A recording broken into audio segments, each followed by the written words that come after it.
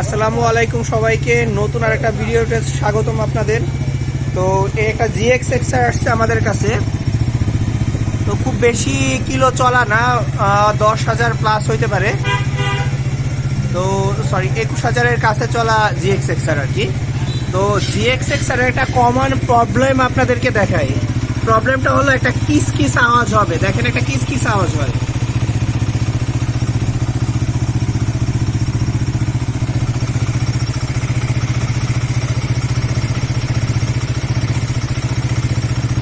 তো এটা একটা কিস কিস করে আওয়াজ হইতে থাকে। তো এই আওয়াজটা যখন হয়, এটা আপনার অনেকটা বাঁশি দেওয়ার মতন আওয়াজ হয়। তো আমরা যদি ইঞ্জিন স্টেথোস্কোপ ইউজ করলে এই আওয়াজটা কমপ্লিটলি আসে ওয়াটার পাম্প থেকে। এখানে এই ওয়াটার পাম্পে সিল এবং বিয়ারিং এ যদি সমস্যা হয়, তাহলে সেই ক্ষেত্রে জিএক্স এক্সার এর সাইড দিয়ে এরকম বাঁশির মতন শব্দ বাজতে থাকে।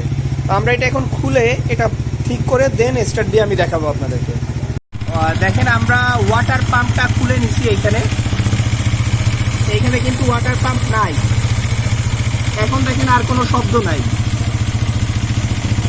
এখন আর হুইসেল দেওয়া মানে বাঁশি দেওয়ার মতন কোনো শব্দ আর এই গাড়িতে নাই।